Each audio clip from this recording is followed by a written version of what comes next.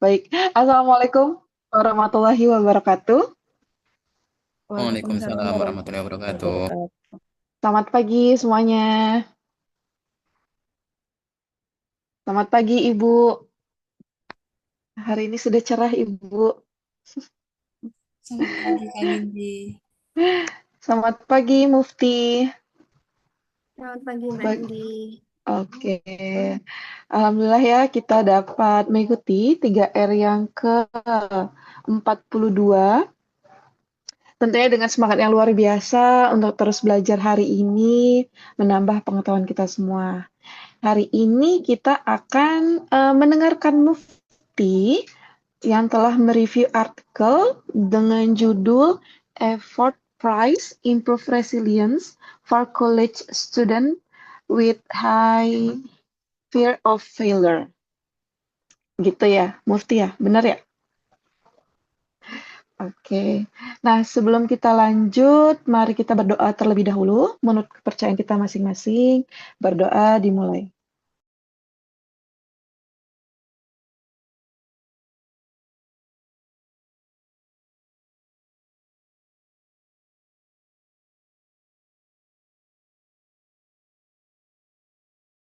Oke, berdoa selesai. Nah, hari ini Mufti mau membaca artikel tentang jenis-jenis price ya. Nanti itu dikaitkan dengan eh, ketahanan siswa jika soalnya itu susah, mudah gitu ya. Oke, sebelum itu kita persilahkan kepada Chief Scientist kita, Ibu Enda Retnawati, untuk menyampaikan salam pembuka. Kepada Ibu Enda Retnawati, dipersilahkan. Terima kasih Windy. Suara saya apakah terakses? Hmm. Selamat pagi semuanya. Assalamualaikum warahmatullahi wabarakatuh. Waalaikumsalam Waalaikumsalam warahmatullahi warahmatullahi wabarakatuh. Dari wabarakatuh. Jogja pagi hari ini mendung, cuacanya sejuk. Itu cocok banget loh buat selonjor sambil baca artikel, menyelesaikan skripsi, tesis, dan disertasi atau artikel-artikel yang masih menjadi tunggakan. Terima kasih banyak hari ini Mufti akan membacakan artikel untuk kita semua. Kemudian nanti kita sama-sama pelajari bagaimana eksperimen-eksperimen dilakukan dalam penelitian yang disajikan dalam artikel tersebut. Nah, menariknya nih, gini, artikel jurnal penelitian itu kan perlu punya novelty gitu ya. Ada banyak cara untuk menyajikan novelty atau kebaruan atau kenapa sih penelitian ini perlu dilakukan. Nah, di dalam artikel ini salah satu novelty yang disajikan adalah penelitian sebelumnya jarang dilakukan di mahasiswa, subjeknya mahasiswa. Jadi itu namanya gap novelty-nya dari sisi populasi. Tapi nggak menyebut daerah mana bukan begitu. Tapi begini, ini kan tentang growth mindset ya, mindset atau perspektif keyakinan terhadap dirinya sendiri tentang bagaimana capaian belajarnya itu diperoleh dari penelitian-penelitian yang dilakukan oleh Carol Dweck. Carol Dweck itu kan yang banyak meneliti tentang growth mindset. Subjek penelitiannya itu ternyata memang dari waktu ke waktu bukan mahasiswa tapi siswa sekolah, anak-anak. Kemudian dalam penelitian ini dia menuliskan itu di pengantar abstraknya bahwa growth mindset selama ini diteliti dan jarang yang diteliti di mahasiswa. Apakah mahasiswa sebagai contoh orang dewasa awal gitu ya, apakah perlu cara-cara tertentu untuk menumbuhkan growth mindset? Dan ini strategi yang diteliti adalah ujian. Jadi bagaimana sih memuji orang dewasa supaya tumbuh growth mindset-nya? Karena ternyata orang dewasa pun juga bisa menjadi seseorang yang fixed mindset ya. Kalau kita pelajari dari kegiatan visiting professor beberapa minggu yang lalu, materi growth mindset di sana disebutkan bahwa mindset itu sifatnya domain spesifik. Jadi mungkin kita growth mindset di bidang penelitian, tetapi fixed mindset di bidang pertanian misalnya. Nah, orang dewasa itu oke lah kalau dalam hal pembelajaran, dalam hal belajar, bagaimana ya cara menumbuhkan growth mindset-nya. Itu gap penelitiannya yang disajikan secara simple menurut saya di dalam artikel ini. Dan artikel ini ada dua eksperimen. Menyajikan dua eksperimen dalam satu artikel, ternyata juga nggak perlu panjang lebar, Pak. Panjang lebar dan tinggi ya. Kalau kita lihat di dalam abstraknya, eksperimen satu itu hanya satu kalimat, eksperimen dua hanya satu kalimat. Demikian juga di dalam isi artikelnya, disajikan dengan singkat dan padat. Secara teknik penulisan ini bisa kita contoh supaya nanti artikel kita, artikel yang dibaca oleh orang lain, artikel seperti artikel kita hari ini yang dibaca oleh sekian banyak mahasiswa, di mana nih ada kucing juga yang ikut baca. Cica, halo. Mari on kamera kita temani Mufti yang akan membacakan artikelnya. Tidak hanya kita pelajari bagaimana penelitiannya itu dibangun, eksperimennya secara metode bagaimana dan bagaimana menyimpulkan, juga bagaimana menuliskan. Jadi kalau saya pahami nih, eh, menulis itu lebih sulit daripada membaca. Jadi kita harus banyak-banyak membaca seperti ini baru menulis. Jadikanlah artikel-artikel yang menurut mahasiswa mirip dengan karakteristik dari penelitian skripsi tesis disertasi kalian supaya nanti penulisannya seperti artikel-artikel yang bereputasi internasional supaya nanti tidak sulit untuk menjadikannya sebagai luaran penelitian atau sebagai publikasi penelitian. Saya menyemangati semua, yuk on camera.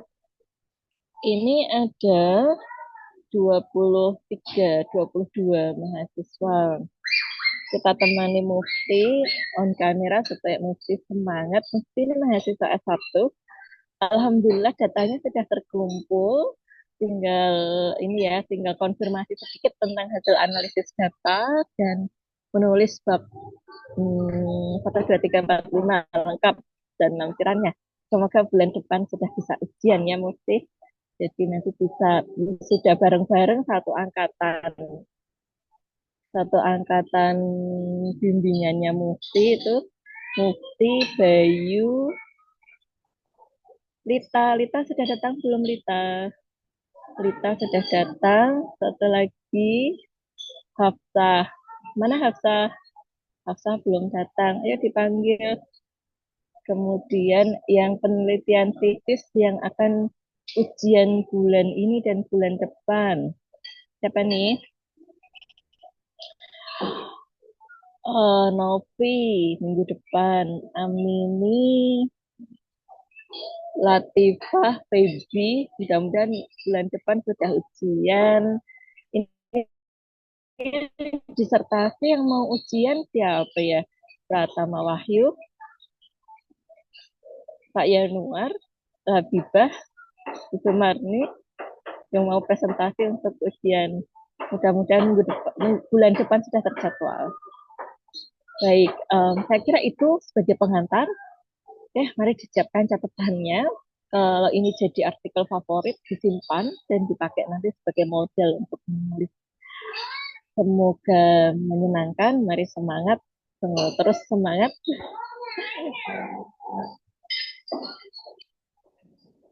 Terima kasih Nindi, Novi, Pratama Wahyu, dan teman-teman yang sudah menyiapkan sesi reading club kita pagi ini. Selamat membaca. Assalamualaikum warahmatullahi wabarakatuh.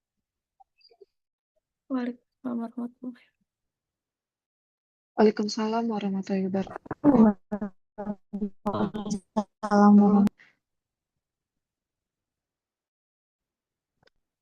Terima kasih banyak Ibu atas pembukanya dan semangatnya. Kalau begitu langsung saja kita persilakan kepada Mbak Muftiha Rahmawati untuk menyampaikan hasil reviewnya.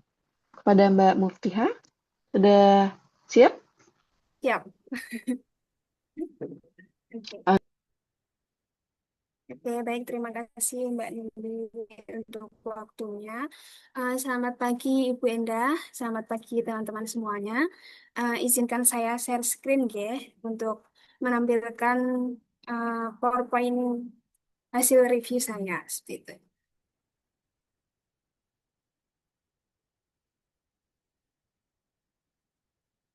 Apakah share screen saya sudah terlihat? Belum? Sudah?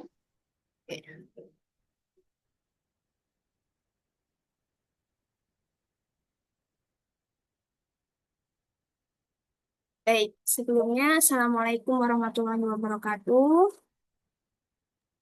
Waalaikumsalam warahmatullahi Waalaikumsalam warahmatullahi wabarakatuh. wabarakatuh. Waalaikumsalam warahmatullahi wabarakatuh. Oke, perkenalkan di sini saya akan menyampaikan sedikit review dari artikel yang berjudul Effort Price Improves Resilience for College Student with Higher Fear of Failure, di mana penulisnya itu adalah Khalif, Neha, dan juga Alison.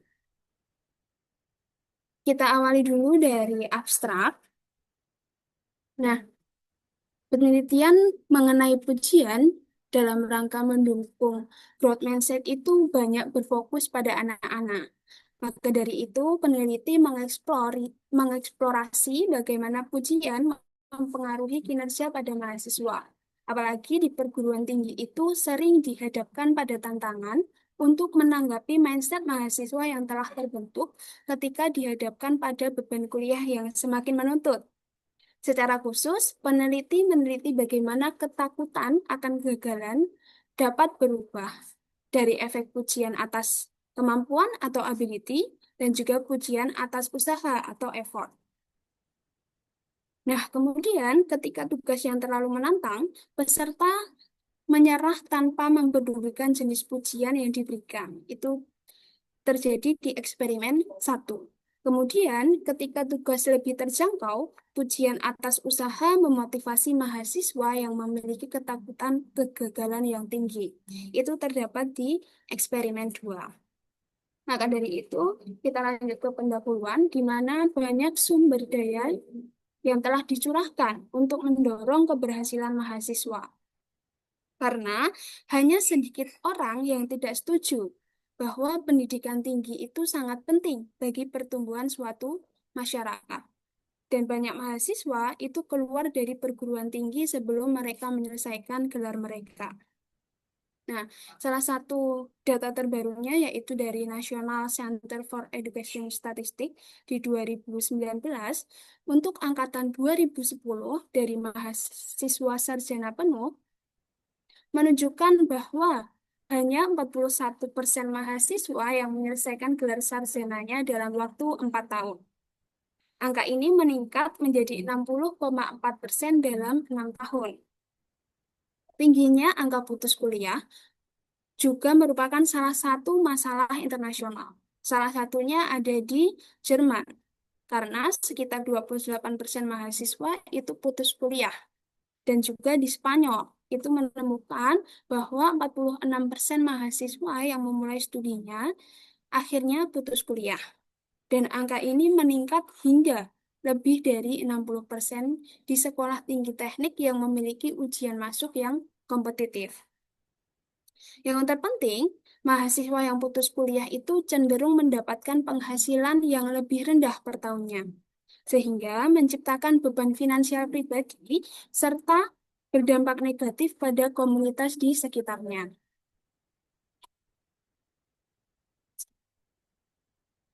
Ada berbagai faktor ekonomi, sosial, dan juga personal yang telah diidentifikasi sebagai penyebab tren meningkatnya putus kuliah ini.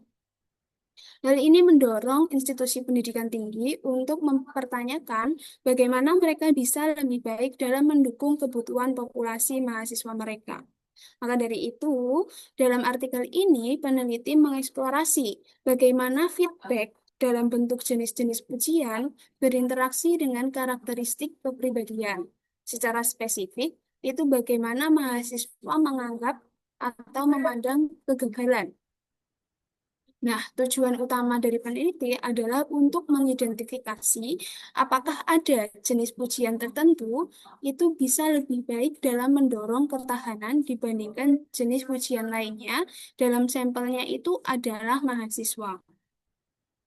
Meskipun pujian dan dampaknya terhadap ketahanan sudah pernah diteliti sebelumnya oleh Muller dan Dweck pada tahun 1998, namun perbedaan penelitian itu ada, yaitu yang pertama, penelitian di artikel ini meneliti bagaimana berbagai jenis pujian mempengaruhi perilaku orang dewasa, bukan anak-anak. Kemudian yang kedua, peneliti melihat bagaimana efektivitas pujian ini berinteraksi dengan tingkat ketakutan terhadap kegagalan. Jadi mudahnya individu dengan ketakutan kegagalan yang tinggi itu mungkin lebih rentan untuk menyerah saat menghadapi tantangan seperti itu. Kemudian kita lanjutkan di ketakutan akan kegagalan. Nah, biasanya individu dengan ketakutan yang tinggi terhadap kegagalan itu tidak mengejar kesuksesan. Sebaliknya, mereka secara khusus itu malah menghindari sebuah kegagalan. Karena orang-orang ini biasanya akan merasakan malu yang sangat dalam setelah mereka merasakan sebuah kegagalan. Jadi, alih-alih mereka mengambil resiko, beberapa dari mereka itu lebih memilih untuk mengurangi, untuk melakukan usaha dalam suatu tujuan. Nah, hal ini dapat melindungi harga diri mereka jika mereka benar-benar gagal. Seperti itu.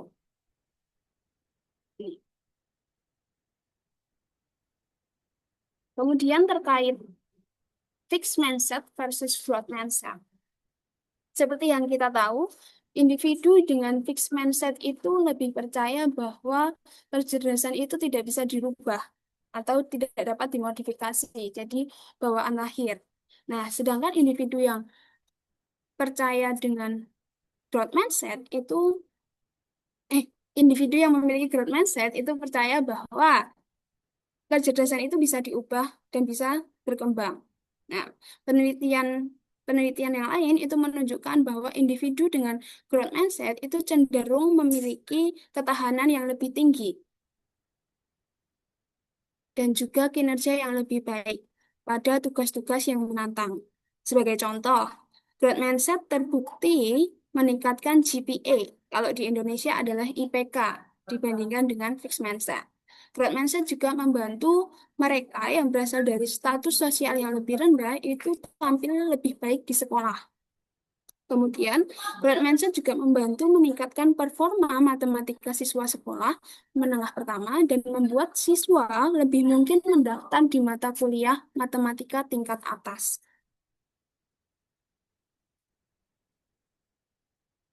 Selanjutnya, terkait effort versus pujian ability. Salah satu penelitian yang terkenal terkait pujian effort versus pujian ability itu adalah Muller dan Dweck pada tahun 1998.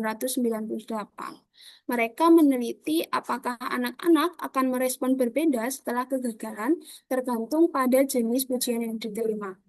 Nah, dalam studi tersebut, pertama peserta itu mengerjakan tugas pemecahan masalah yang mudah, sehingga anak-anak akan merasakan keberhasilan atas tugas yang mereka kerjakan. Setelah itu, mereka menerima pujian, di mana ada yang menerima pujian bentuk effort dan ada pujian terkait ability. Setelah mereka menerima pujian tersebut, peserta itu diberikan rangkaian soal yang sulit untuk menumbuhkan rasa kegagalan. Nah, tujuan utama itu ada di fase ketiganya, yaitu untuk melihat bagaimana peserta itu merespon rangkaian soal terakhir yang tingkat kesulitannya itu masih mudah, seperti di fase pertama tadi. Tapi setelah mereka mengalami kegagalan. Nah, Hasil dari penelitian itu, mereka yang dipuji atas usaha itu tampil secara signifikan lebih baik pada rangkaian soal terakhir dibanding mereka yang dipuji atas kemampuan. Anak-anak yang dipuji atas kemampuan itu mengerjakan lebih sedikit soal dengan benar daripada saat mereka di soal pertama tadi. Nah, temuan ini menunjukkan bahwa memuji atau mengkritik kemampuan itu tidak efektif, tetapi memfokuskan pada usaha dapat meningkatkan ketahanan. Hasil ini terbukti dalam jangka panjang. Namun, ketika feedback itu tidak konsisten, terutama selama tugas yang lebih menantang, hal ini dapat memicu pergeseran mindset siswa. Perihal ini perlu digarisbawahi apalagi untuk mahasiswa, karena yang pertama mengingat kegagalan akademis itu dapat membawa konsekuensi negatif yang serius. Yang kedua, membandingkan kinerja pribadi dengan teman sebaya hampir tidak dapat dihindari. Kritik atau pujian atas kemampuan bisa memicu perbandingan sosial. Sedangkan kritik atau pujian atas usaha mungkin mendorong pemecahan masalah yang lebih adaptif dan pola pikir yang lebih fleksibel. Nah, kemudian tadi untuk Muller dan Dweck itu lebih penelitian terkait effort dan ability yang sampelnya adalah anak-anak. Kemudian di artikel ini itu membahas terkait effort price di luar anak-anak. Jadi di mana sampelnya itu sudah bukan lagi anak-anak. Jadi terdapat beberapa penelitian itu menunjukkan bahwa pujian atas usaha mungkin tidak memiliki tingkat efektivitas yang sama pada remaja dan orang dewasa. Penelitian pertama yaitu dari Amenia dan Wang tahun 2018, di mana menyarankan bahwa remaja menjadi skeptis seiring bertambahnya usia dan dapat menafsirkan pujian atas usaha mereka sebagai sinyal bahwa mereka harus bekerja lebih keras karena kemampuan yang rendah. Kekhawatiran utama di balik pemberian pujian atas kemampuan itu juga sama, yaitu membuat siswa menafsirkan kegagalan sebagai pertanda kemampuan yang rendah. Tetapi, tampaknya pujian usaha ini menimbulkan efek yang serupa juga. Kemudian untuk studi yang kedua itu dari Revis tahun 2018 tentang pujian pada orang dewasa yang bekerja, di mana menunjukkan bahwa pujian atas usaha itu nyaris tidak memiliki efek sama sekali. Jadi Revis berspekulasi bahwa orang-orang dewasa itu yang bekerja itu lebih suka fokus pada tujuan prosesnya daripada tujuan hasilnya. Kemudian penelitian yang di tingkat mahasiswa itu peneliti menemukan beberapa penelitian namun memiliki hasil yang bervariasi. Yang pertama dari Koesner tahun 1987, di mana penelitian ini sampelnya yaitu mahasiswa yang diminta untuk mencari kata-kata tersembunyi dari gambar kartun. Yang kemudian diberikan motivasi juga, yaitu diberikan pujian juga, pujiannya bentuk usaha dan juga ada pujian terhadap ability. Nah, namun hasilnya itu sangat bertentangan dengan temuan milik Muller dan Dweck. Jadi, bertentangan dengan hasil tersebut. Kemudian yang kedua itu dari Haimovitz dan Corpus dari tahun 2011, di mana penelitian ini juga di sampelnya yaitu mahasiswa dan terdapat pujian usaha dan juga pujian ability. Penggunaan metodenya itu hampir sama seperti Koertnes, namun hasilnya itu berbeda. Dan hasilnya milik Haimovitz ini sesuai dengan Muller dan Dweck tahun 1998. Kemudian, untuk penelitian ketiga itu ada Lesart, itu mereplikasikan temuan ini, tetapi ternyata juga tidak terbukti. Nah, eksperimen-eksperimen sebelumnya ini memiliki keterbatasan penting. Yang pertama, baik Warnes maupun Leibovitz corpus itu tidak menggunakan ukuran kinerja pemecahan masalah.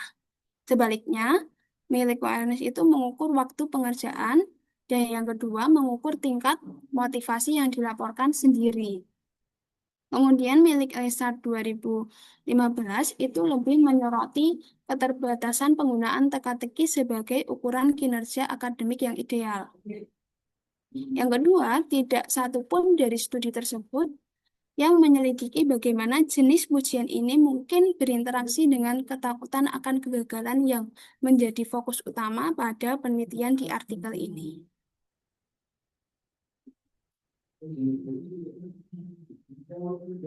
Maka dari itu, dalam studi ini peneliti mengajukan dua hipotesis. Yang pertama, partisipan dewasa dengan ketakutan gagal yang tinggi akan menunjukkan kinerja yang lebih baik pada rangkaian soal terakhir ketika diberikan pujian atas usaha dibandingkan pujian atas kemampuan. Yang kedua, partisipan dewasa dengan ketakutan gagal yang rendah tidak akan berbeda kinerjanya pada rangkaian soal ketiga, baik mereka menerima pujian atas usaha maupun pujian atas kemampuan. Untuk metode penelitian dan prosedur penelitian, metode desain penelitiannya itu true eksperimental dengan pretest post-test. Kemudian untuk variabel independennya yaitu jenis pujian atau effort yaitu effort, ability, dan juga tanpa pujian. Dan variabel dependennya itu performa dari peserta. Nah, untuk prosedurnya sendiri, di penelitian ini terdapat dua eksperimen, di mana setiap eksperimennya itu terdapat 3 fase. Fase pertama merupakan soal-soal yang mudah. Yang kemudian setelah fase pertama dari peserta itu akan diberikan sebuah pujian, ada yang mendapat pujian effort, ada yang mendapat pujian ability, dan juga ada yang tidak mendapatkan pujian sama sekali sebagai kelas kontrol. Kemudian di fase kedua ini, peneliti memberikan soal-soal yang sulit untuk menumbuhkan rasa kegagalan dari setiap peserta. Untuk melihat di fase ketiga ini, di mana mereka akan mendapatkan soal lagi yang mudah, yang sama dengan fase 1. Tetapi peneliti ingin membandingkan fase 1, di mana mereka belum mendapatkan kegagalan, dan juga fase 3 setelah mereka mendapatkan rasa gagal di fase 2. Seperti itu. Kita lanjut dulu ke eksperimen 1. Untuk pesertanya sendiri itu terdapat 100 peserta, di mana terdiri dari 72 perempuan dan 27 laki-laki. Dan juga ada satu peserta yang menolak untuk menyebutkan jenis kelaminnya. Untuk usia rata-ratanya itu 20,1 tahun, dan rentangnya itu dari 18 hingga 41 tahun. Diidentifikasi bahwa terdapat 84% kulit putih dan juga 74% mahasiswa baru sebanyak 56 dan juga mahasiswa tahun kedua sebanyak 18. Untuk eksperimen 1 ini, peneliti memasukkan 30 soal Remote Associate Triad atau RAT. Jadi soal ini berupa 3 kata yang disajikan sekaligus dan peserta itu diminta untuk menemukan kata keempat yang berhubungan atau yang menghubungkan dari ketiga kata itu. Dan 30 soal ini terdiri dari 20 soal mudah dan juga 10 soal sulit, di mana akan dibagi ke 3 fase. Di fase pertama itu peserta akan mengerjakan 10 soal mudah, fase kedua juga mengerjakan 10 soal, tetapi dengan tingkat kesulitan yang tinggi, dan juga yang ketiga itu mengerjakan 10 soal lagi yang mudah. Kemudian peserta diberitahu tujuan tes tersebut, yaitu sebagai penilaian kemampuan mereka dalam memecahkan masalah. Namun peserta tidak diberitahu bahwa tingkat kesulitan soal itu akan bervariasi, maupun bahwa respon mereka terhadap kegagalan sedang dinilai. Penjelasan singkat tentang soal RAT beserta contoh soal dijelaskan terlebih dahulu selama eksperimen. Masing-masing soal ditampilkan satu persatu di layar. Dan juga peserta itu memiliki waktu minimal 10 detik dan maksimal 30 detik untuk menyelesaikan setiap soal dengan memasukkan jawaban ke dalam kotak teks dan mengklik submit. Setelah 30 detik, layar secara otomatis akan berpindah ke soal berikutnya. Kemudian untuk pengukurannya itu ada performa tugas yaitu dari fase 1 dan fase 3, jumlah soal terjawab benar pada soal RAT, dan juga orientasi dari ketakutan akan kegagalan. Jadi peneliti menggunakan Performance Failure Appraisal Inventory Sort atau bisa disingkat PFAIS untuk mengukur ketakutan akan kegagalan, di mana terdapat 5 pernyataan yang harus dijawab dengan skala 1 sampai 5, di mana 1 itu sangat tidak setuju dan 5 itu sangat tidak setuju. Kemudian skor ini akan dikalkulasi sebagai skor komposit dan peserta dikategorikan sebagai ketakutan yang tinggi, ketakutan yang sedang, dan juga ketakutan yang rendah berdasarkan skor mereka relatif terhadap rata-rata. Kemudian hasil eksperimen 1 itu berdasarkan respon PFAIS-nya itu rata-ratanya yaitu 17,8, standar deviasinya itu 4,24 dengan rentang 5 sampai 25. Kemudian peserta dikelompokkan dalam orientasi ketakutan rendah, sedang, dan juga tinggi. Kemudian setelah diolah datanya, yaitu dengan mengolah antara fase 3, fase 1 dan fase 3 dengan 3 jenis pujian dan juga 3 orientasi ketakutan tadi, itu bisa dilihat pada grafik di bawah ini, di mana grafiknya memang hitam putih ya, jadi mungkin untuk ability-nya ini memang sedikit usaha untuk melihatnya. Nah, dari sini, dari grafik ini menariknya, performa itu menurun secara signifikan dari fase 1 ke fase 3. Namun, efek penurunan ini tidak dimoderasi oleh jenis pujian, orientasi ketakutan, atau interaksi dari keduanya. Selain itu, tidak ada efek antar peserta untuk jenis pujian, orientasi ketakutan, maupun interaksi jenis pujian dan orientasi ketakutan. Jadi, pada eksperimen 1 ini, performa peserta dalam mengerjakan soal RAT selalu menurun dari fase 1 ke 3 terlepas dari jenis ujian yang diberikan maupun tingkat ketakutan yang dimiliki oleh peserta. Kemudian untuk eksperimen 2 itu terdapat 154 peserta, di mana terdiri dari 93 perempuan dan 52 laki-laki dan 1 yang menolak untuk menjawab. Untuk rata-rata usianya itu 20,6 tahun dan rentangnya itu 17 sampai 59 tahun. Di mana diidentifikasi mereka ada sebanyak 119 kulit putih dan mayoritas itu adalah mahasiswa baru sebanyak 85 dan mahasiswa tahun kedua sebanyak 28. Nah, materi dalam eksperimen 2 ini berbeda dengan eksperimen 1, karena di materi eksperimen 2 ini menggunakan 15 word fragment. Pada setiap percobaan, sebuah kata dengan tidak lengkap atau spasi yang kosong untuk huruf yang hilang. Jadi peserta diminta untuk mengetikkan kata yang lengkap. Dari 15 word fragment ini, itu digunakan 10 mudah dan 5 yang sulit. Berbeda dengan eksperimen 1, work fragment dapat diselesaikan baik melalui insight atau solusi muncul tiba-tiba tanpa usaha berulang maupun algoritmik, mencoba memasukkan huruf satu persatu hingga benar. Yang penting dengan usaha yang cukup dan asumsi solusi itu ada, semua work fragment ini dapat diselesaikan. Kemudian untuk setiap fasenya itu juga berbeda dari fase 1. Itu setiap fasenya itu hanya ada 5 soal. Jadi di fase 1 hanya 5 soal mudah, fase 2 5 soal sulit, dan fase 3 itu 5 soal mudah lagi.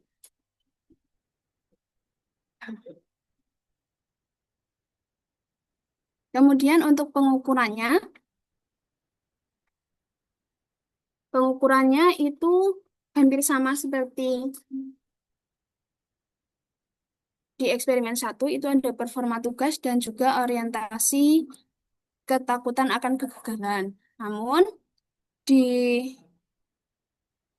eksperimen 2 ini terdapat penilaian yang ketiga, yaitu menambahkan 3 pertanyaan untuk mengukur persepsi peserta terhadap etos kerja dan usaha mereka selama eksperimen. Kemudian yang kedua, respon mereka terhadap kegagalan menyelesaikan work fragment di fase 2. Yang ketiga, reaksi mereka terhadap ujian yang diterima setelah gagal di fase 2. Nah, pertanyaan-pertanyaan ini membantu peneliti untuk memahami lebih jauh mana peserta yang menjalani eksperimen dengan serius, serta apakah ujian yang diberikan itu mempengaruhi cara mereka menghadapi tugas. Kemudian, ujian di eksperimen 2 ini juga peneliti lebih kuatkan lagi redaksinya dengan menambahkan informasi hasil skor. Jadi mungkin di eksperimen 1 tadi itu tidak ada informasi hasil skor, tapi di eksperimen 2 ini ada informasi hasil skor. Jadi contohnya untuk ujian effort itu Anda menyelesaikan lebih dari 50%. Nah, jadi ada kata lebih dari 50% word fragment. Ini menunjukkan bahwa Anda bekerja lebih keras daripada kebanyakan orang-orang pada soal ini. Begitu juga dengan ujian ability. Anda menyelesaikan lebih dari 50% word fragment. Ini menunjukkan bahwa kemampuan alami Anda di atas rata-rata untuk soal-soal ini. Jadi, di eksperimen 2 ini benar-benar redaksinya itu terdengar lebih meyakinkan karena ada informasi hasil skor. Seperti itu.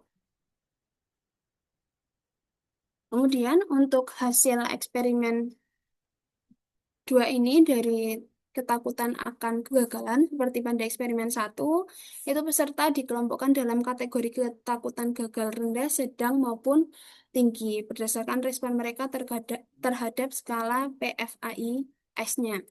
Jadi di eksperimen 2 ini untuk rata-ratanya 17,9, standar deviasinya 3,55. Kemudian, seperti di eksperimen 1, peneliti mengolah datanya dan bisa dilihat pada gambar 2. Nah, di PPT ini saya berikan di slide selanjutnya. Nah, di sini. Untuk eksperimen 2 ini,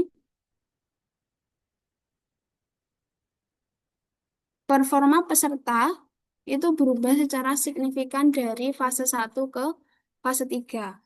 Namun, perubahan performa ini tidak bergantung pada jenis ujian yang diterima maupun tingkat ketakutan gagal. Yang paling penting, terdapat interaksi 3 arah yang signifikan antara performa antar fase, jenis ujian, dan juga tingkat ketakutan gagal. Analisis perbandingan lanjutan dari post hoc Turki HFC tidak menemukan perbedaan yang signifikan antara jenis ujian maupun antar tingkat ketakutan gagal. Tidak ditemukan pula perbedaan antar peserta berdasarkan jenis ujian, tingkat ketakutan gagal maupun interaksi keduanya.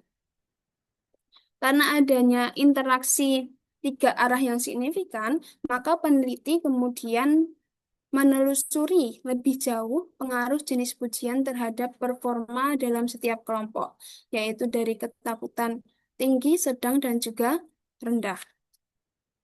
Nah, dari yang tinggi terlebih dahulu.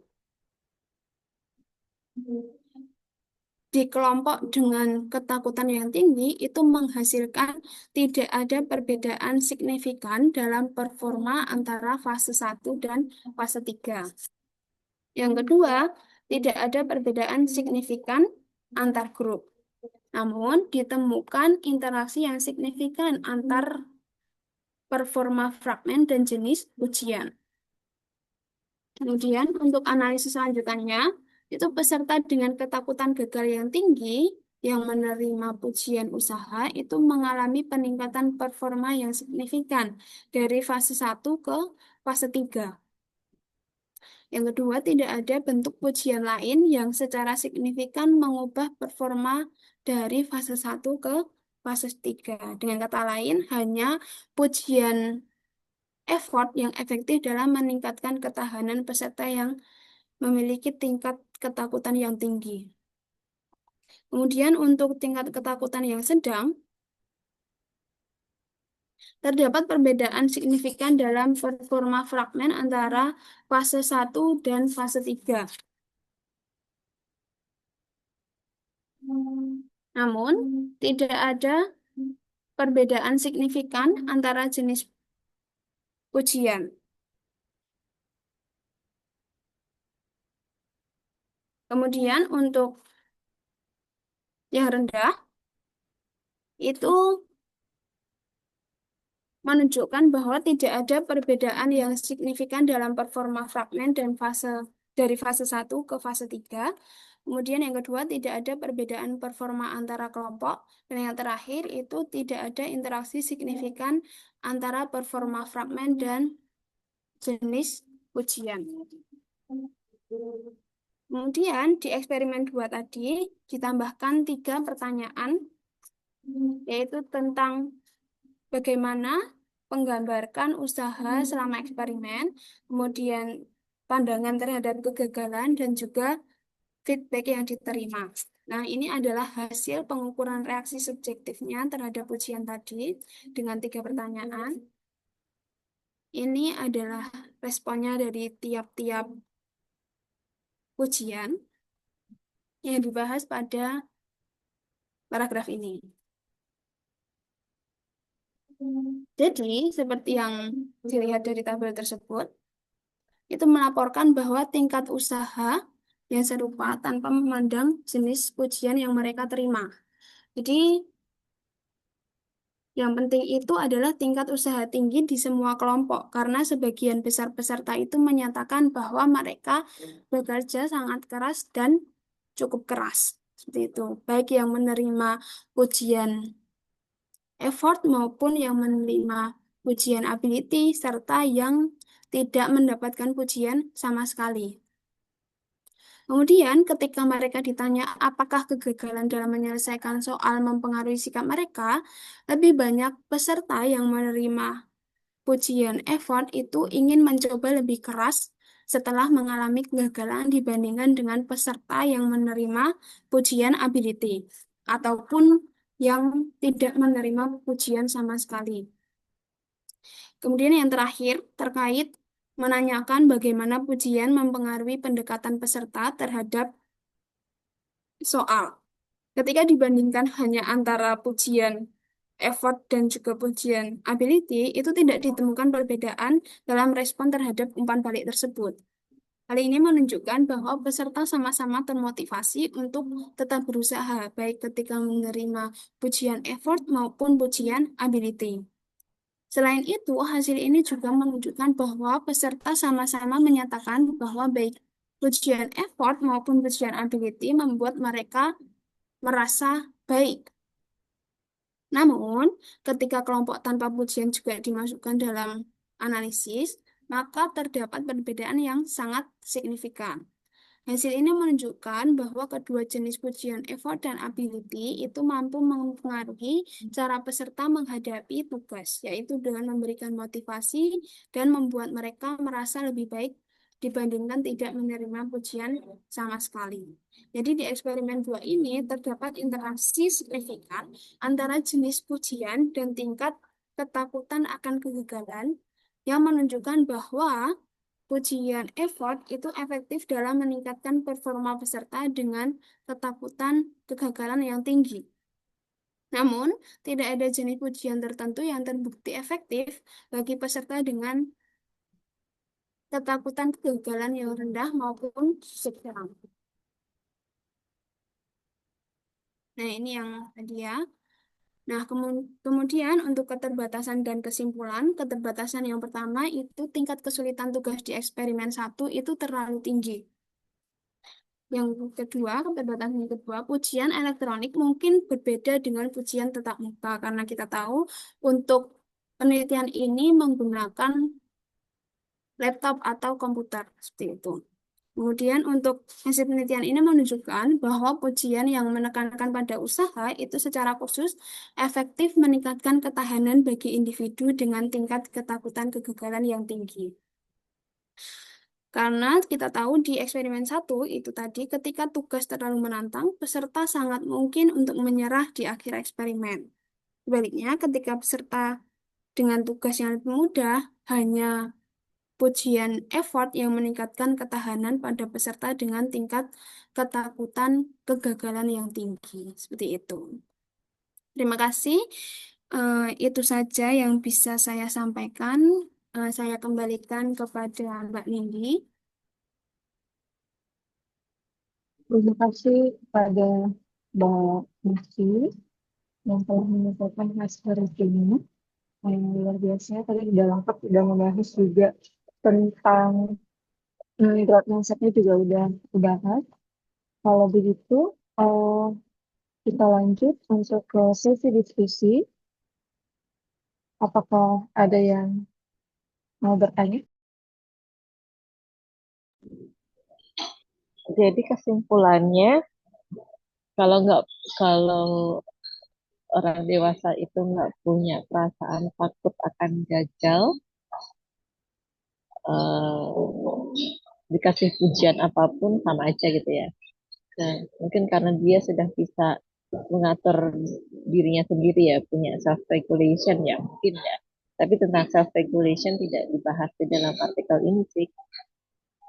Gitu ya mesti ya. Jadi em, apa pujian tentang effort itu ada pengaruhnya terhadap performa, tapi khusus untuk orang dewasa yang memang punya rasa takut akan kegagalan atau karena diberi soal yang sulit gitu ya mesti ya. Iya, itu. Dengan kata lain, kalau dia nggak ada takut gagal, dikasih pujian apapun nggak ngefek gitu. Jadi kalau mahasiswa saya nggak takut gagal gitu, uh, adalah apapun yang terjadilah gitu kan, nggak takut gagal gitu ya. Jadi dosen pembimbingnya mau memberi pujian jenis effort atau jenis ability nggak ngefek gitu ya. Pertama itu, dengan kata lain, pujian itu hanya diperlukan untuk orang dalam kondisi tertentu. Jadi dalam kondisi memerlukan motivasi ya, dalam kondisi cemas, dalam kondisi takut, dalam kondisi secara psikologis dia merasa gak nyaman dengan tugas yang diberikan, maka motivasi baru diperlukan dan motivasinya berbasis effort gitu mesti. Dan effortnya ini um, juga punya dampak, price based on efforts baru punya dampak juga kalau memang tugas yang diberikan termasuk kategori sulit gitu mungkin. Kalau mudah ada pengaruhnya, nggak ada kan kayak tadi ya. Ya, jadi untuk pemberian motivasi itu, pujian itu memang di fase-fase tertentu. Makanya tadi pujiannya, feedbacknya itu diberikan sebelum kegagalan dan akhirnya diberikan soal yang gagal seperti itu. Dan dilihat di fase yang ketiga lagi itu setelah mereka mendapatkan pujian dan juga merasakan kegagalan itu, apakah mereka akan termotivasi dengan pujian tersebut atau tidak seperti itu. Ya, dan ternyata termotivasi untuk kategori yang gagal gitu ya. saya mau memberikan penguatan untuk saya sendiri dan kita semua. Tolong slide-nya digeser ke eksperimen 1.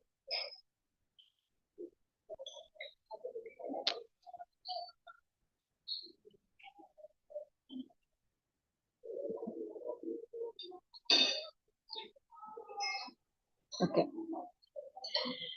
Jadi, nah ini aja. Oke, makasih.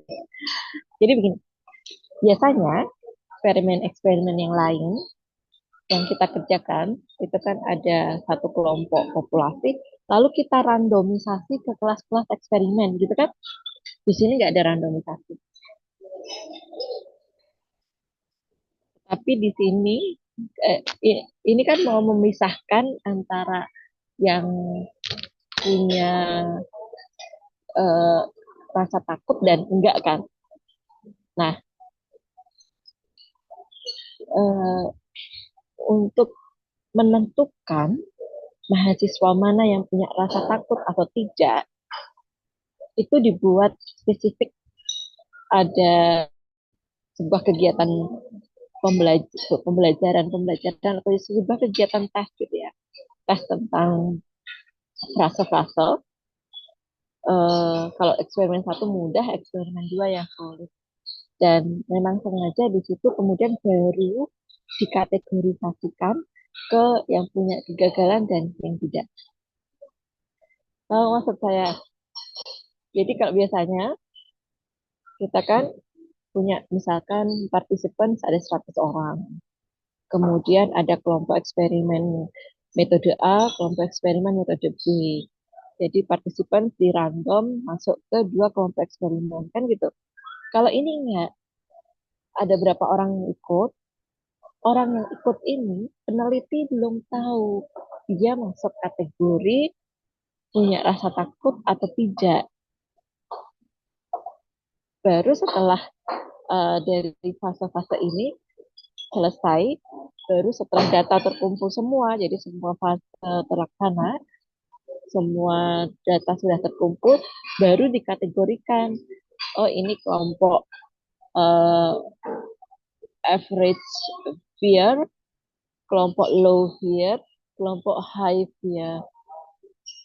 Kemudian baru dibandingkan pakai ANOVA, pakai repeated measure ANOVA. Kenapa repeated measure? Ya karena kan fase 1, 2, 3 itu pengukurannya berulang, membandingkan sebelum dan sesudah pretest dan post-test. Itu ya, lalu perubahannya bagaimana setelah diberi praise, effort, dan ability. Ini seni metode eksperimennya berbeda dari biasanya. Menurut mahasiswa gimana? Sudah bisa ini menangkap belum? Ini tree eksperimen, dia randomisasinya itu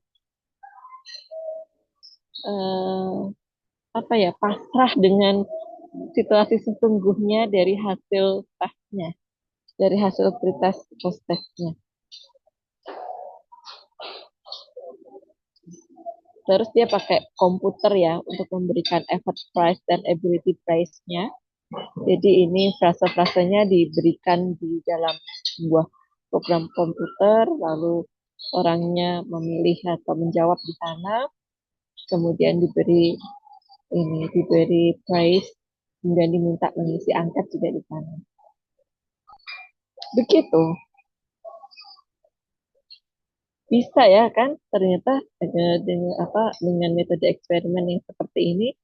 Jadi metode eksperimen yang seperti biasanya jelas randomisasinya dari awal. Kalau ini randomnya sesuai dengan hasil pretestnya, sesuai dengan data yang diperoleh. Mungkin saya mau menambahkan penguatan ke situ aja. Ya, kembali ke Mufti atau Nindi. Baik, Ibu, terima kasih. Untuk Mufti, ada yang ingin disampaikan, diperjelas lagi? Cukup.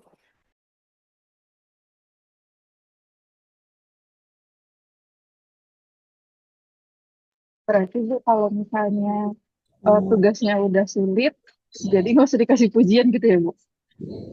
Kalau dia nggak takut gagal, Oh, dia nggak punya ketakutan untuk menjalaninya, let it go gitu biar jalan sendiri. Jadi sebenarnya malah nggak butuh-butuh banget yang kayak gitu ya, Bu. Kalau misalnya kita tuh udah gak ada ketakutan. Iya, jadi kalau sudah khawatir banget, kamu bisa kok. Oh, kemarin ini dapat apa nilai A waktu seminar proposal. Kamu dapat apa menyelesaikan pengumpulan datanya. Berarti sebetulnya berarti kamu tuh bisa, sebetulnya bisa kamu menyelesaikan Tapi takut. kan gitu kan? Iya, lebih kayak social persuasion tadi ya, Bu, kalau gitu. Eh iya, tetapi di sini ada kata kuncinya adalah effort. Heeh. Iya. Effort ya. Ya, kamu usaha yang kamu lakukan kemarin itu pas kamu seminar proposal itu bagus loh dan nilainya kan A, gitu kan? Dia kan Mm-mm. bukti ya. Dia di, membandingkan dengan capaian yang sudah diperoleh kan, dikasih dikasih tahu skornya kan. Jadi ujiannya itu spesifik.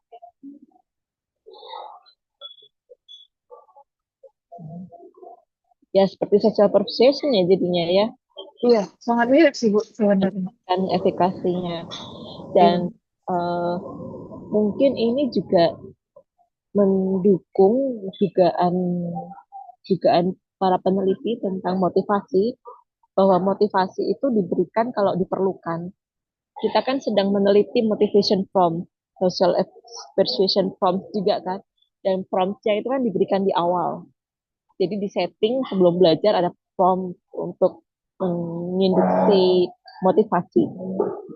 Nah, uh, visiting profesor pas kita diskusi dengan Alan, um, saya tanya tentang prompts. Menurutmu pemberian prompts itu apakah sebaiknya goal setting atau enggak? Gitu kan gitu. Dia bilangnya mungkin promptsnya itu hmm, diberikannya pada saat diperlukan. Jadi kalau memang siswa mengalami kesulitan belajar, nggak paham, nggak paham dengan work example yang disajikan, misalkan, atau sudah belajar work example, tetapi kemudian pada saat mengerjakan problem solvingnya nggak lancar dan dia butuh motivasi, baru diberikan motivasi. Jadi promptnya itu tidak di awal untuk semua siswa, tetapi di akhir. But we don't know, kita masih lihat data-data dari hasil penelitian yang pakai prompts yang ada di awal. Jadi ini bisa untuk penelitian lanjutan sih nantinya untuk menguji itu, bahwa kalau apa siswa itu sudah mau mulai belajar, biar saja dia berusaha sendiri dulu. Nantinya kalau memang butuh motivasi baru diberi motivasi. Kalau merasa gagal baru diberi ini. Tapi kalau menghilang gimana nih mahasiswanya? Menghilang itu menunjukkan takut ya, atau apa?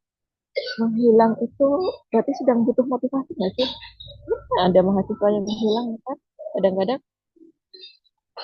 Nah, Takut gagal, Bu, biasanya. takut gagal, takut ini ya, takut sama dosen pembimbingnya kan. Kalau isi dari tesisnya itu salah atau apa gitu ya.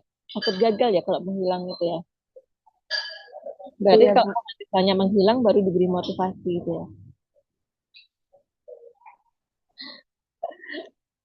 Ya, hasil penelitian ini menarik, menarik untuk ranah praktik juga, bahwa kita sebagai mentor tidak asal bicara, tidak asal secara verbal, itu perlu teknik bicara ya.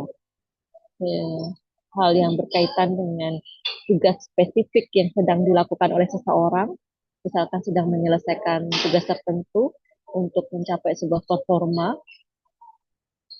Kalau orang itu sedang berusaha, biarkan dia berusaha.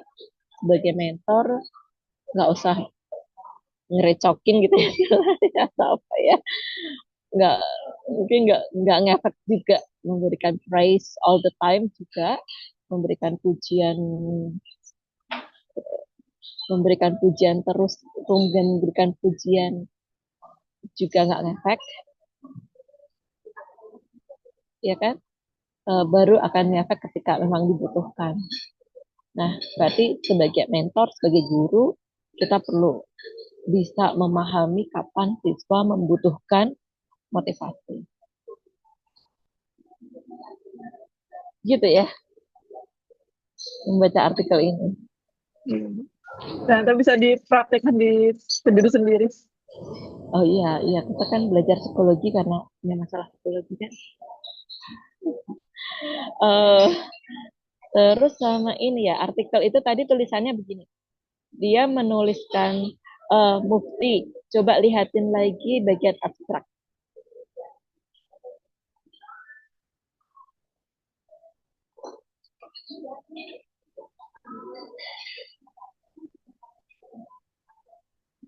Oke, coba perhatikan cara menulisnya. Kalimat pertama. Research on price in support of a growth mindset has overwhelmingly focused on children.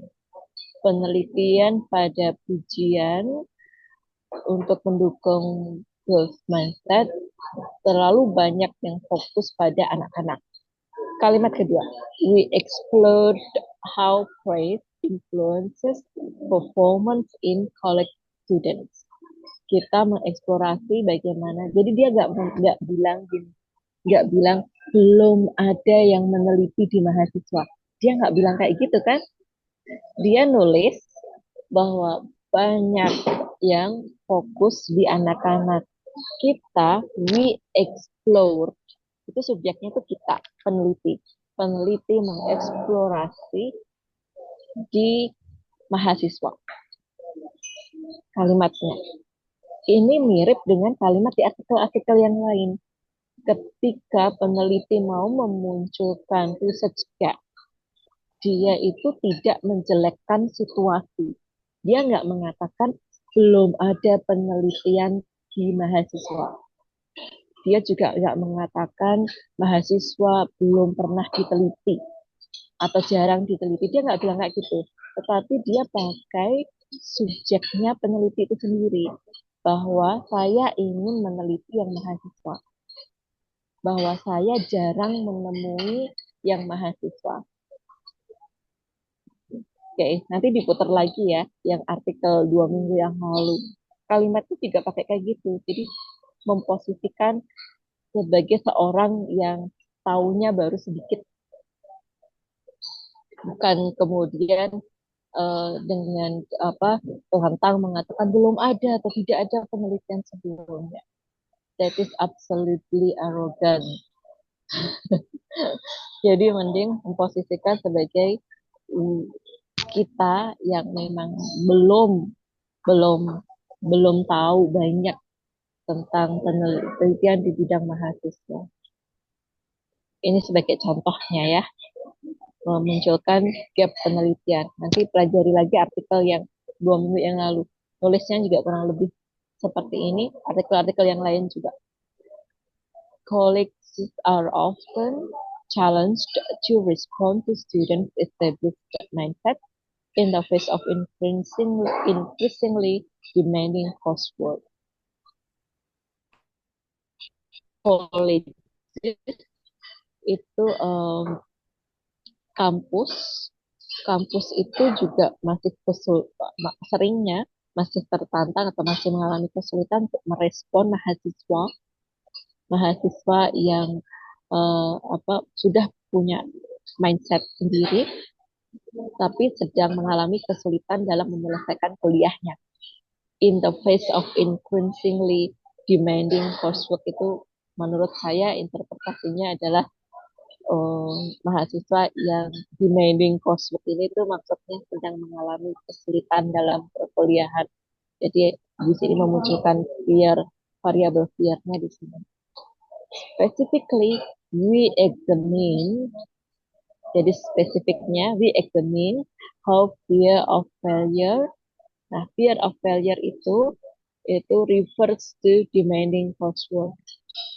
May alter the effects of ability praise and effort praise. Okay, Ini hanya sebagai contoh saja untuk menuliskan novelty penelitian. Tambahan sedikit tentang menulisnya. Yang lain-lain mungkin penulisan tentang limitation,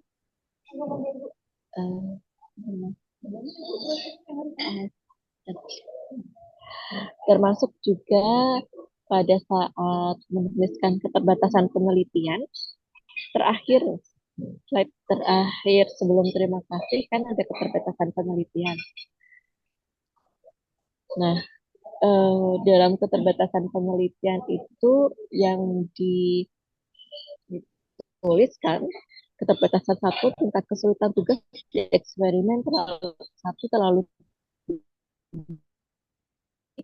padahal maksudnya kan mau menguji untuk materi yang mudah ya, supaya tidak muncul. Nah, ini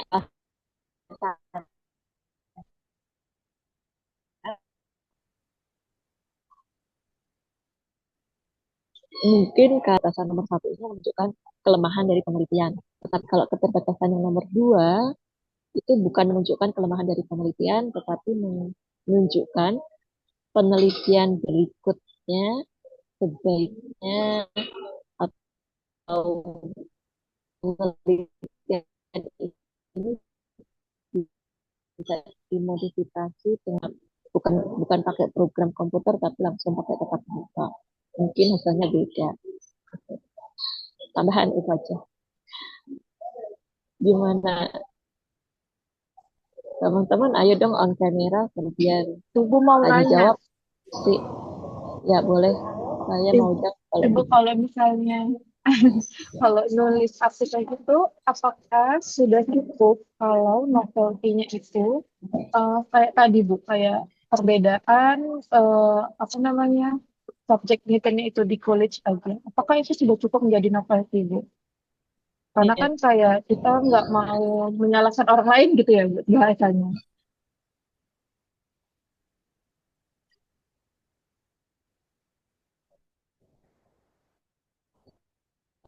Ada banyak cara untuk menyajikan novelty, 7 cara itu yang saya pakai di perkuliahan untuk menyampaikan novelty penelitian. Saya kira menghasilkan novelty berdasarkan populasi penelitian itu salah satu teknik, salah satu cara bahwa kemudian penelitiannya akan diterima atau tidak untuk didanai atau untuk dipublikasikan atau untuk dipresentasikan itu kembali ke bagaimana peneliti mengartikulasikan alasan-alasannya, argumentasinya. Kalau kita lihat di introduction artikel ini, dia fokus pada kenapa meneliti mahasiswa. Karena gap penelitian yang dia angkat tentang mahasiswa kan, dia nggak banyak cerita tentang growth mindset, nggak banyak cerita tentang eh, apa ini kan materi pembelajarannya tentang bahasa ya, vocabulary ya, frase ya. Nggak banyak peneliti itu. Tetapi di introduction-nya kita lihat dia bahasnya tentang college, karakteristik mahasiswa itu bagaimana. Coba Mufti geser bagian pendahuluan atau introduction.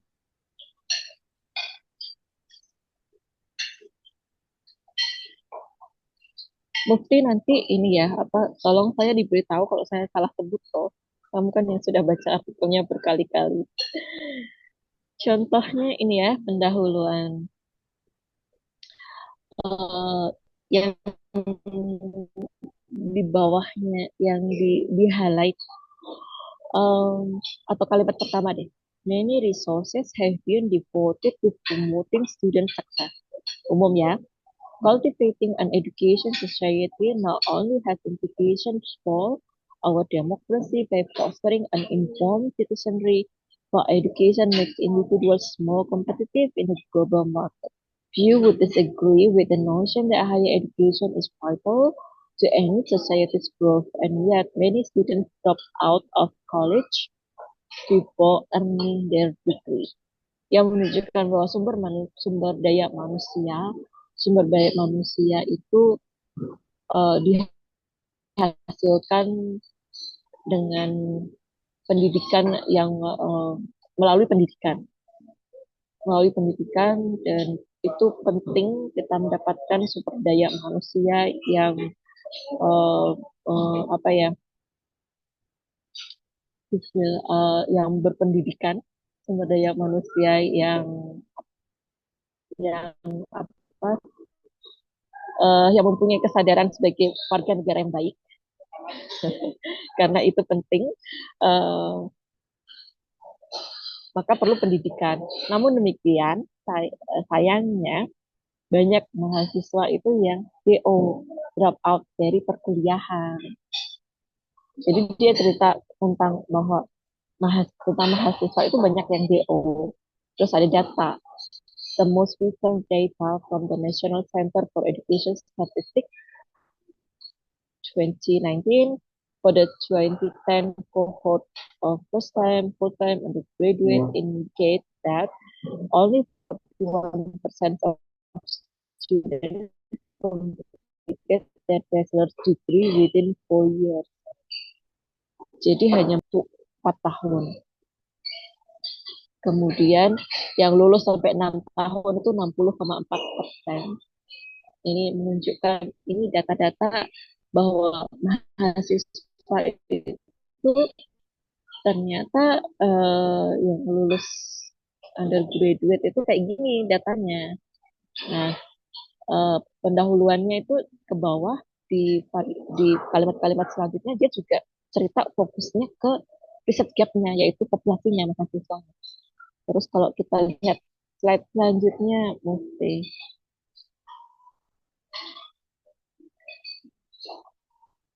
ya slide selanjutnya.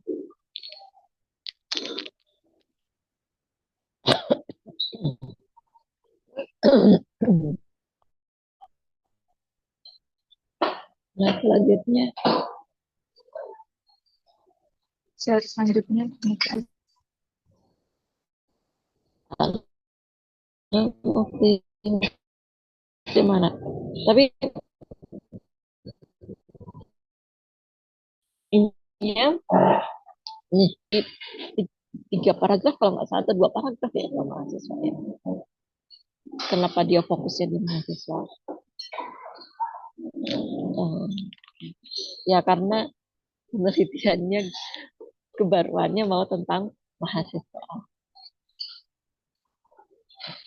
Ya, kembali lagi berarti sama ke gap-nya itu ya Bu sebenarnya. Ya, untuk menjawab research gap. Untuk mengartikulasikan research gap. Nah, itu. Baik Ibu. Kita Baik Ibu. Sudah menjawab.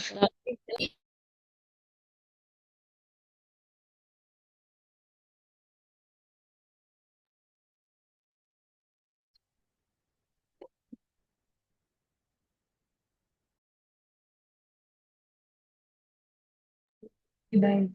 Untuk yang lain, ada yang mau bertanya?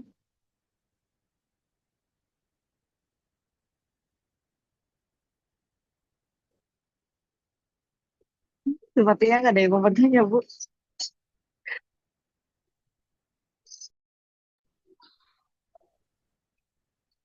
Yang lain sedang apa? Halo? Sudah sarapan belum? Sudah Ibu. Alhamdulillah. Yang lain nih, yang hanya lihat gambarnya. Halo Dica, kamu sudah dibuatkan sarapan belum? Sudah Bu. Alhamdulillah. Apa kabar yang lain? Halo Iqbal. Vina mana Vina? Vina nggak ikut ya Iqbal ya? Iqbal. Belum ada kabar Ibu. Mau tanya. Oh dicari. Cari ya? Saya mau nanyain desain member card. Udah lama. Oh iya ding. Oh. Ditunggu ya. Kayak tunggu. Berarti secepatnya nggih Bu. Ya. Udah terlambat.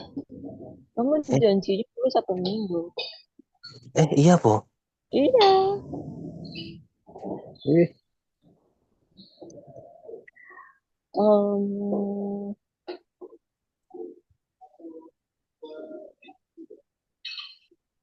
Ibu.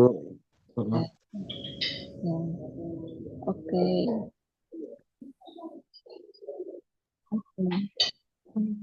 Baik, Ibu, ini mau kita sudahi? Saya mau siapa yang off kamera itu. Oh, oke, Ibu. Udah hopeless saya. Halo Iva. Ini sudah mendaftar review kan? Ya, semoga ini ya bulan depan sudah bisa ujian. Oke, yang on kamera itu gitu. Saya udah cepat ujian selesai. Lebih cepat dari yang lain. Kamu pasti bisa. Kemarin itu kan agak tertunda karena nggak dikerjakan. Sebetulnya kalau dikerjakan bisa. Ya kan? Sambil lesehan di gedung baru itu bisa. Ternyata. Oke. Baik. Makasih Hosa. Sudah on kamera. Saya sangat berharap membaca artikel ini tadi ada yang bermanfaat, ada yang bisa diambil manfaatnya. Ibu, minggu depan ini yang belum ada, Bu. 2 minggu lagi. Belum Ya, ada yang membaca. itu Jin itu udah siap.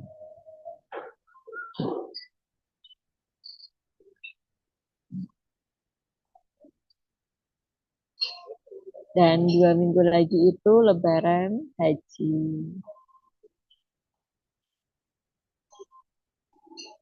Makan bersama. Kelihatan, Kita akan nggak lihat kalender. ada simposium ya, siap. Kelihatan nggak lihat kalender, nggak tahu tanggal merah ya, kerja terus.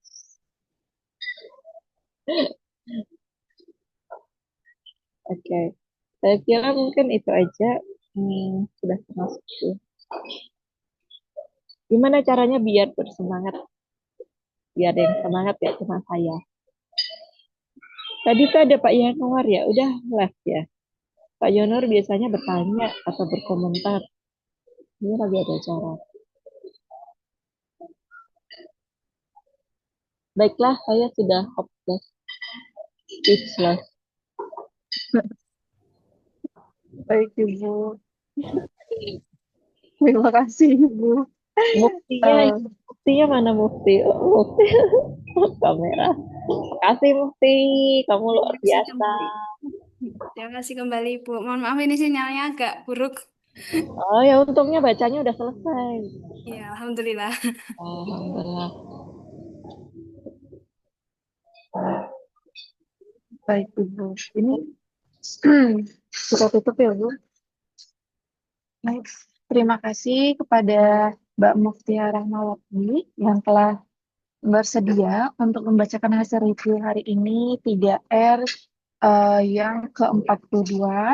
Semoga hari ini ilmu yang sudah diberikan dari Mbak Mufti, Ibu Enda Renawati dapat kita aplikasikan dalam hidup kita di tesis kita juga, disertasi maupun skripsi juga, dan juga dalam kehidupan pribadi.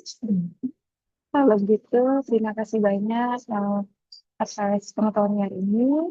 Semoga bermanfaat. Mohon maaf bila ada salah kata. Wassalamualaikum warahmatullahi wabarakatuh. Waalaikumsalam. Waalaikumsalam warahmatullahi wabarakatuh. Waalaikumsalam warahmatullahi Terima wabarakatuh. kasih. Terima kasih yang lain. Oh.